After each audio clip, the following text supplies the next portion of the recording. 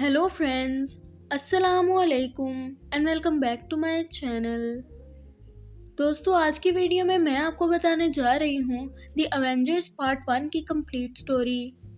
दोस्तों, जैसे ही मूवी की शुरुआत होती है तो हम इसके एक कैरेक्टर लोकी को देखते हैं जो कि कॉस्मिक क्यूब के बारे में किसी से बात कर रहा होता है, क्योंकि वो कॉस्मिक क्यूब को ज़मीन पे ले जाकर कोई पोर्टल यानी रास्ता खोलने वाला था जिससे थैनोस की आर्मी यहाँ पर आ सके, और ये डील डन हो जाती है। इसके बाद हमें शील्ड एजेंसी का सीन दिखाया जाता है। वहाँ पर कॉस्मिक क्यूब रखा गया था। तभी वहाँ पर एक हेलीकॉप्टर लैंड करता है जिसमें निक फ्यूरी मौजूद होते हैं और वो अंदर आकर एक साइंटिस्ट से मिलते हैं।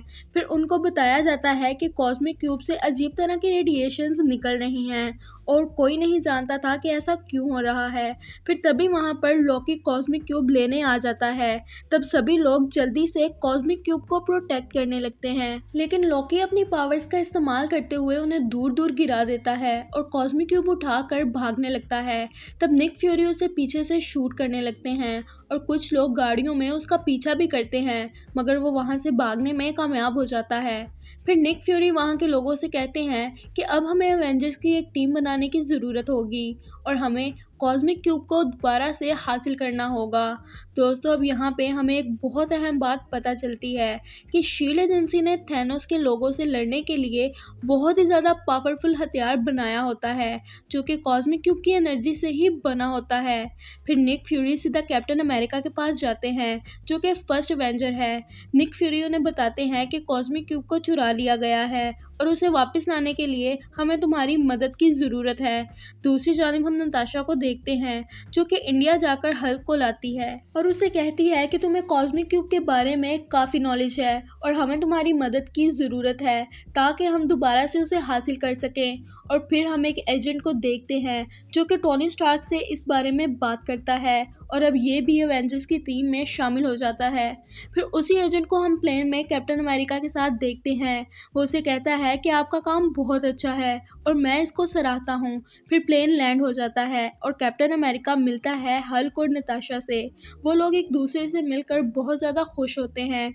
फिर वो लोग एक बहरी जहाज़ पर बैठते हैं और थोड़ी देर में वो बहरी जहाज़ हवा में उड़ने लगता है, यानी वो एक फ्लाइंग क्राफ्ट होता है। और फिर निक फ्यूरी एक होलोग्राम क्रिएट करते हुए उसको इनविजिबल कर देते हैं। फिर हम लोकी को शील्ड के उन्हीं दो लोगों के साथ देखते हैं।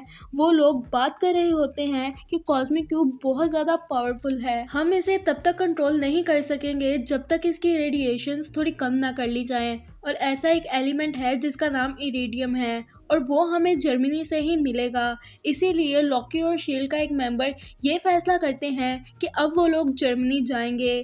फिर वो लोग वहाँ पहुँच भी जाते हैं। दूसरी जानिब निक फ्यूरी को पता चल जाता है कि वो लोग जर्मनी पहुँच चुके हैं। वो कैप्टन अमेरिका से कहता है कि फ़ौरन से अपना सूट तैयार कर लो। तब कैप्टन अमेरिका अपना नया कॉस्ट्यूम पहन के आता है। फिर हमें जर्मनी का सीन दिखाया जाता है जहाँ पर एक पार्टी का माहौल होता है और वहाँ पर उस जगह का कमांडर भी मौजूद होता है। तो तभी वहाँ पर एंट्री होती है लॉकी की, जो अपनी स्टिक से सब लोगों को मारता जाता है और कमांडो को गले से पकड़ते हुए एक जगह पर लिटाता है और उसकी आंखों का होलोग्राम स्कैन कर लेता है और उसे अपने साथी को भेज देता है। और ऐसा उसने इसलिए किया था ताकि कमांडर की आंखों को स्कैन करते हुए उसका साथी इरिडियम को हासिल कर सके। उसका साथी बिल्कुल ऐसा ही करता है और जल्दी से वहाँ से चला भी जाता है, लेकिन लॉकी उधर ही मौजूद होता है क्योंकि वो चाहता था कि वो उन सभी लोगों को अपनी ताकत दिखाए और सब लोग उसे खुद से बेहतर समझे और इसके बाद वो उन पर हुक्मरानी कर सके। लॉकी उन सब लोगों से कहता है कि तुम सब मेरे आगे झुक जाओ, लेकिन तभी उन लोगों में से एक बूढ़ा आदमी खड़ा होकर कहता है कि हम तुम्हारे आगे कभी भी नहीं झुकेंगे। तब लॉकी अपनी उस छड़ी से उसकी तरफ करते हुए कुछ एनर्जीज निकालता है, लेकिन इससे पहले कि उससे बूढ़े आदमी को कोई नुकसान पहुंचता, कैप्टन अमेरिका वहां आकर अपनी शील्ड उसके आगे कर देता है जिससे वो बूढ़ा आदमी बच जाता है। वहां पर कैप्टन अमेरिका लॉकी से कहता है कि ये तुम्हारी भूल है कि ये लोग तुम्हारे आगे झुकेंगे। सब लोग जानते हैं कि तुम कैसे हो और तुम इस दुनिया पर हुक्मरानी करने के काबिल बिल्कुल भी नहीं हो। ये सब सुनकर लॉकी को गुस्सा आ जाता है और वो फिर से अपनी छड़ी से हमला करना शुरू कर देता है, लेकिन तभी कैप्टन अमेरिका दोबारा से अपनी शील्ड आगे कर देता है और वही शील्ड लॉकी की तरफ फेंकता है। फिर इन दोनों की आपस में बहुत फाइट होती है और तभी वहाँ पर आयरन मैन भी आ जाता है, जिसको देखकर लॉकी घबरा जाता है कि अब तो ये दो लोग हैं और मैं इनसे लड़ूंगा कैसे, और वो फौरन से उनके साथ जाने के लिए तैयार हो जाता है। फिर वो दोनों लॉकी को अपने साथ ले जाते हैं। फिर हम देखते हैं कि आयरन मैन अपने कुछ लोगों के साथ बातें कर रहा होता है कि लॉकी और उसके साथी जर्मनी इरिडियम को हासिल करने के लिए गए थे, क्योंकि कॉस्मिक क्यूब को कंट्रोल करना इतना आसान नहीं है। और सिर्फ इतना ही नहीं, बल्कि इसे एक्टिवेट करने के लिए या इसे यूज करने के लिए उन्हें बहुत हाई टेम्परेचर की जरूरत है, और इतना हाई टेम्परेचर उन्हें जर्मनी में मौजूद एक टावर पर ही मिलेगा। दूसरी जानिब हम लॉकी को देखते हैं जो कि सरेंडर करके एयरक्राफ्ट में बैठा होता है, और सरेंडर करने के पीछे भी उसकी बहुत बड़ी प्लानिंग होती है। दरअसल वो यहाँ इनके एयरक्राफ्ट को तबाह करने आया था ताकि अवेंजर्स के हाथ भी कुछ ना रहे और वो भी आसानी से यहाँ से भागने में कामयाब हो जाए।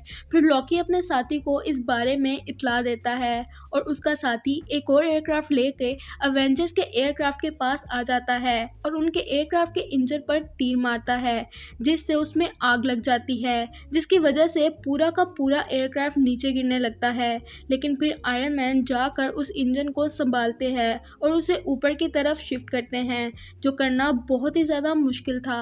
अब लॉकी के साथी उस जगह जाते हैं जहां वो कैद था और दरवाज़ा खोलकर उसे आज़ाद करवाने ही लगते हैं कि तभी वहां पर थॉर आ जाता है। अब थॉर उसी दरवाजे को तोड़ता हुआ अंदर जाता है, लेकिन लॉकी फौरन से बाहर आ जाता है और खुद बाहर निकलते हुए थॉर को अंदर ही बंद कर देता है। इस बात का पता जब एजेंट को चलता है तो वो वही एडवांस वेपन निकालते हैं जो कि उन्होंने कॉस्मिक क्यूब की एनर्जी से बनाया होता है। उससे वो लॉकी को शूट करने ही वाले होते हैं कि तभी लॉकी उनके पीछे से आ जाता है और पीछे से अपनी स्टिक उनके आर पार करते हुए उन्हें बहुत ज़्यादा जख्मी कर देता है। दूसरी जानिब हम नताशा को देखते हैं जो कि लॉकी के साथी को बहुत ज़ोर से पंच मारती है, जिससे वो नीचे ज़मीन पर गिर जाता है। और उधर हम लॉकी को यहाँ से भागते हुए देखते हैं। वो टावर पर पहुंचकर एक मशीन में कॉस्मिक क्यूब लगा देता है। फिर हम सभी एवेंजर्स को एक साथ देखते हैं। तब निक फ्यूरी उन्हें बताते हैं कि हमने अपने एक एजेंट को खो दिया है जो कि कुछ देर पहले ही स्टिक से जख्मी हुआ था। सब लोग काफ़ी ज़्यादा उदास हो जाते हैं। तब आयरन मैन कहता है कि हमें कैलिफोर्निया में मेरी इंडस्ट्री जाना चाहिए। फिर ये सब लोग कैलिफोर्निया पहुंच जाते हैं। मुसीबत की बात ये होती है कि कॉस्मिक क्यूब से पोर्टल खोल दिया गया था, जिससे थैनोस की आर्मी वहां पर पहुंच जाती है। यहाँ पर सारे एवेंजर्स एक साथ हो जाते हैं और हल्क भी अपने असली रूप में आ जाता है, जिसके बाद वो सामने खड़ी बस को एक पंच मारकर तबाह कर देता है। सब लोग काफ़ी परेशान होते हैं कि पोर्टल को कैसे बंद किया जाए। तभी निक फ्यूरी को कुछ डायरेक्टर्स की आवाज़ आती है और वो कहते हैं कि अगर आप लोग पोर्टल को बंद नहीं कर पा रहे तो हमारे पास सिर्फ एक ही ऑप्शन है, और वो ये है कि हम कुछ ही देर में मिसाइल फेंक कर पूरी सिटी को तबाह कर देंगे और मिसाइल जल्द ही इधर आ रहा होगा। आप लोग अपनी जान बचा लीजिएगा। अब निक फ्यूरी ये बात आयरन मैन को बताते हैं और कहते हैं कि हमारे पास सिर्फ 2.5 मिनट हैं, हमें जल्दी से पोर्टल को बंद करना होगा या फिर उसके बाद मिसाइल आने पे उसे रोकना होगा। नताशा काफ़ी घबरा जाती है और लॉकी की मैजिकल स्टिक लेकर उस पोर्टल के पास पहुंच जाती है और उसकी मदद से उस पोर्टल को बंद करने की कोशिश करती है। लेकिन तभी आयरन मैन उसे कहता है कि रुको, मेरे पास एक दूसरा प्लान भी है। मेरे पास भी एक मिसाइल है जिसे मैं उस जगह पर फेंकूंगा जहां पर थैनोस के लोग हैं। फिर वो मिसाइल लेकर उस जगह पर पहुंच ही जाता है और उस जगह को तबाह कर देता है। लेकिन काफ़ी वक्त गुजर जाता है, वो वहां से वापस नहीं आता।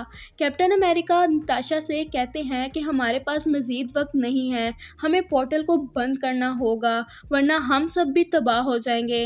नताशा उस पोर्टल को बंद करने लगती है, मगर आयरन मैन अभी भी उस पोर्टल में से वापस नहीं आते। वो सभी लोग उस वक्त बहुत ज़्यादा दुखी थे क्योंकि अगर वो पोर्टल को बंद ना करते तो उनके ऊपर मिसाइल गिरा दिया जाता, और अगर पोर्टल को बंद कर देते तो उनका दोस्त आयरन मैन उसके अंदर ही रह जाता। लेकिन तभी उस पोर्टल से आयरन मैन नीचे की तरफ आता है, यानी इस दुनिया में गिरता है। सब लोग बहुत ज़्यादा खुश हो जाते हैं क्योंकि उन्होंने थैनोस की कम्युनिटी को भी तबाह कर दिया था और उनका दोस्त भी वापस आ गया था।